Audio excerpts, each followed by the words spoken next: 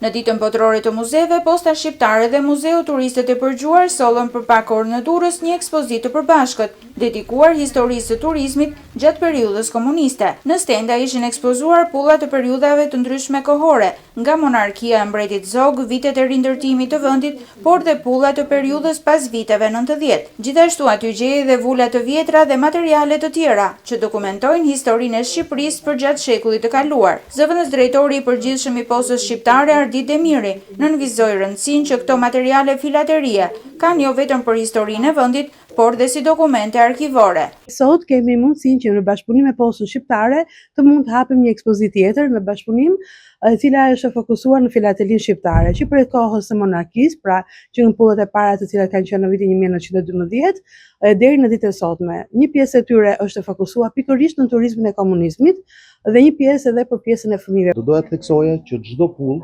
qoftë pulla e parë dhe deri në pullën e fundit, nuk e ka vlerën thjesht si pull, por në historinë që ajo paraqet. Dhe çdo pull që është pasqyruar këtu dhe të tjera që ne i kemi në arkivin e Postës Shqiptare, të gjitha ato paraqesin një histori. Nuk është se kemi patur eksperienca të tjera, të paktën së fundmi në qytet, edhe shpresojmë që le të themi të jetë një hap për të bërë edhe ekspozita të tjera të ngjashme.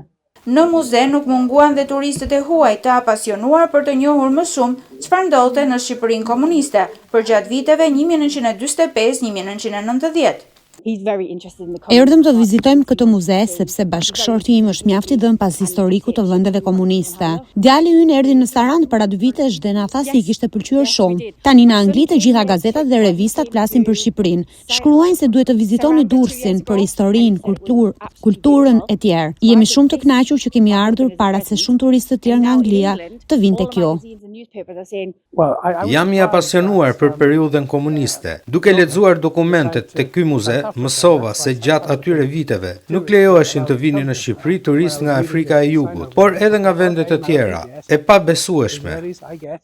I pozicionuar shumë pranë disa prej siteve më të rëndësishme arkeologjike dhe historike të qytetit, Muzeu Turistët e Përgjuar ka ngjallur interesin jo vetëm të huajve, por edhe vizitorëve vendas dhe nxënësve të shkollave. Për bashkë themeluesit e muzeut, mbajtja e hapur e tij nuk është as pak e lehtë dhe vera e këtij viti do të përcaktojë jetëgjatësinë e mëtejshme të tij. Mbase një ndihmë në kuptimin e edhe pjesës financiare, por dhe pjesës se si mund të organizohet në një ambient tjetër me një hapësirë më të madhe, sepse ambientet që kemi janë të vogla dhe nuk mund të plotësojnë dëshirën e vizitorëve, plus që materialet që ne kemi tashmë të mbledhura ndër vite janë të larta në numër të themi dhe njëkohësisht kërkojnë një hapësirë muzeale më të madhe. Nëse tregu apo institucionet nuk do përgjigjen, ky muze rrezikon të mbyllet mini muze?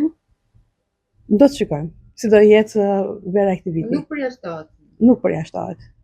Faleminderit.